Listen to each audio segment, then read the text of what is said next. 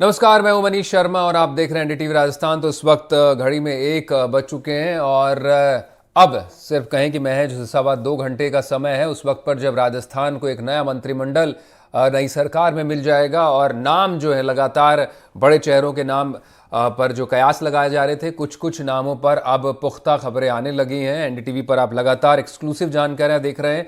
ये आप तस्वीरें अपने स्क्रीन पर देख रहे हैं जब सीएम भजनलाल शर्मा राज्यपाल कलराज मिश्र के पास पहुंचे आज सुबह और उनको वो फहरिस्त दी जिनमें मंत्रियों के नाम शामिल हैं जो 3:15 बजे आज राजस्थान सरकार के मंत्री बन जाएंगे। इसमें कैबिनेट मंत्री होंगे, इसमें राज्य मंत्री होंगे, दूसरे मंत्री भी शामिल होंगे। 3 मंत्री, हालांकि कहा जा रहा है कि 18 से 20 मंत्री शपथ ले सकते हैं। उसमें 3 पहले से ही, वो जो 20 राजस्थान में 25 का कोटा है उसमें से 3 चेहरे भजनलाल शर्मा खुद मुख्यमंत्री और 2 उप मुख्यमंत्री राजस्थान को मिल चुके हैं। अब जो है बात हो रही है कि 18 से 20 मंत्री और शपथ ले सकते हैं।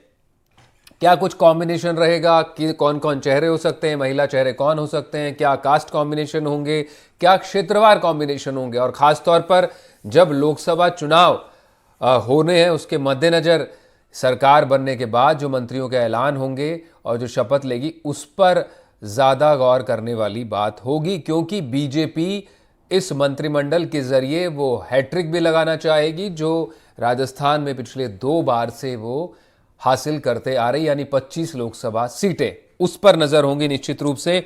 उसको लेकर लगातार चर्चा कर रहे हैं एनडीटीवी पर। आप एक्सक्लूसिव जानकारियां देख लें। दोनों जगहों पर, बीजेपी मुख्यालय पर और राजभवन पर हमारे सहयोगी मौजूद हैं और पॉलिटिकल एक्सपर्ट भी हमारे साथ हर बारीकी पर विश्लेषण के लिए इस वक्त एनडीटीवी पर मौजूद हैं। हमारे साथ हेमंत भाई गोयल इस वक्त जुड़ेंगे, उनका रुख करेंगे और कुछ और मेहमान भी हम जल्दी हमारे साथ जोड़ेंगे। हेमंत जी, स्वागत है एनडीटीवी पर। नमस्कार।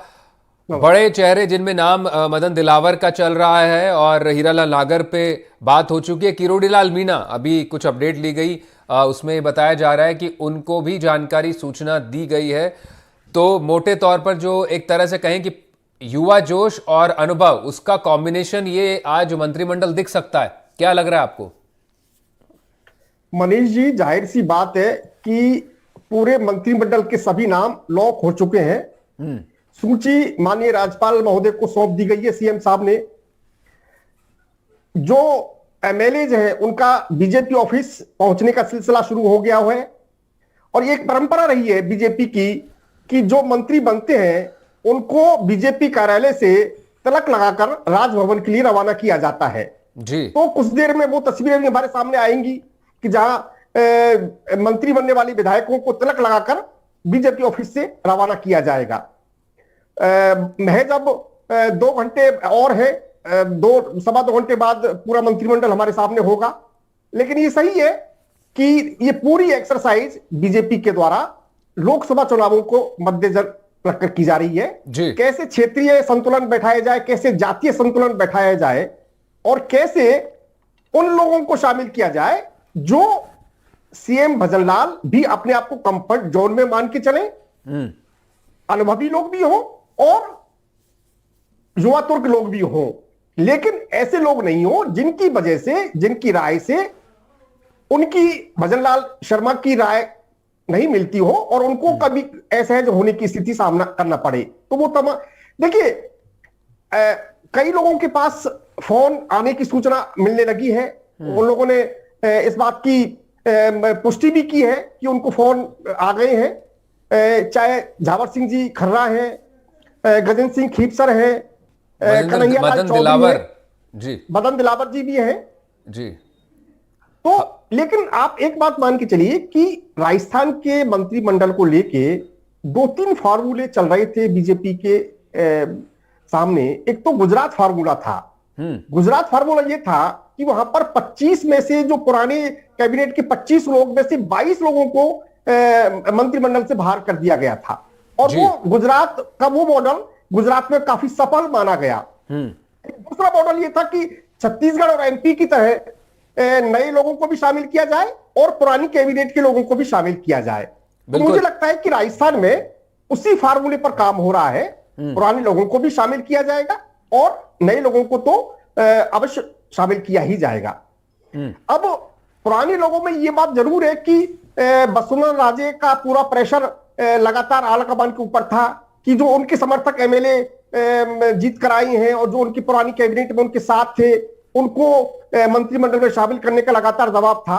अब उस दबाव से भी किस तरह से बीजेपी के आलाकमान ने उभरने का काम किया, उन लोगों को मंत्रिमंडल से बाहर रखने की वो बातें चली, वो तमाम बातें चल रही हैं और वो अभी कुछ देर में वो स्थिति स्पष्ट हो जाएगी।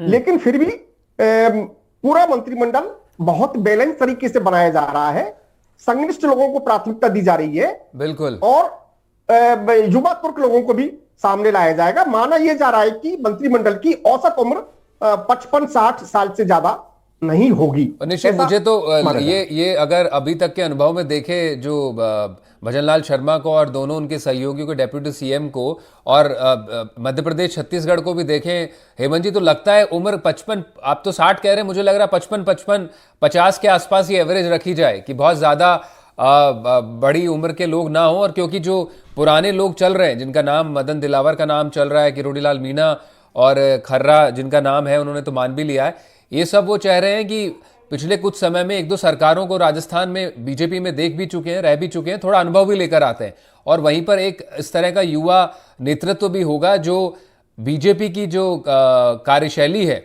जो वर्किंग स्टाइल है, उसको सीखेगा, और नई लीडरशिप भी तैयार राजस्थान में होगी। जो लगातार बीजेपी कह रही है कि अगले 10-15 सालों का एक टेम्पलेट सेट कर दिया जाए राजस्थान में, जिस तरह से मध्य प्रदेश में हुआ और गुजरात में हुआ, वो मॉडल राजस्थान में भी रेप्लिकेट किया जाए, तो उसका जरिया यही है, ये नया मंत्रिमंडल, नए चेहरे, और जी, और वो बीजेपी के हिसाब से कंडीशनिंग, वो वर्किंग स्टाइल और उनको सिखाई जाए। उसके लिए लोकसभा चुनाव भी बड़ा अहम माना जा रहा है। बिल्कुल। और मनीष जी देखिए, बड़ी बात यह है कि जो नए चेहरे आए हैं वो बड़े सक्षम चेहरे हैं। वो नए चेहरे हैं भले ही, लेकिन बड़े सक्षम चेहरे हैं। हम चाहे दीप्ति माहेश्वरी की बात करें, चाहे नौक्षम चौधरी की बात करें, चाहे सिद्धि कुमारी की बात करें, तो ये बड़े सक्षम चेहरे हैं। और जिस तरह से 33% रिजर्वेशन लोकसभा विधानसभा चुनावों में केंद्रीय आलाकमान, केंद्रीय सरकार के द्वारा प्रस्तावित है, तो वो एक मैसेज देने का काम भी किया जाएगा कि हाँ, हम भी मंत्रिमंडल में उनको पर्याप्त प्रतिनिधित्व दे रहे हैं, महिलाओं को भी। ये भी एक चर्चा है। साथ ही जो कास्ट फैक्टर है उसको पूरी तरह से साधने का प्रयास किया जा रहा है। हाँ, ये जरूर है कि क्षेत्रीय संतुलन बैठाना पार्टी के लिए बहुत मुश्किल हो रहा है, क्योंकि तमाम जो दिग्गज चेहरे हैं वो पूर्वी राजस्थान से हैं, चाहे वो नए चेहरे हैं और चाहे पुरानी चेहरे हैं। अब हम मान लीजिए जयपुर से सीएम है और डिप्टी सीएम दोनों ही जयपुर जिले से हैं और पूर्वी राजस्थान से हैं। पूर्वी राजस्थान से बाबा बालकनाथ है, डॉक्टर किरोड़ीलाल है, चाहे जवाहर सिंह बेडम है, नौक्षम चौधरी भी उनमें एक नाम चल रहा है। बिल्कुल, उनमें एक नाम है। आप बने रहिएगा। है। जी जी जी जी हेमंत जी, आप बने रहिएगा। हालांकि यहाँ दक्षिण से मदन दिलावर है, सही कहा आपने।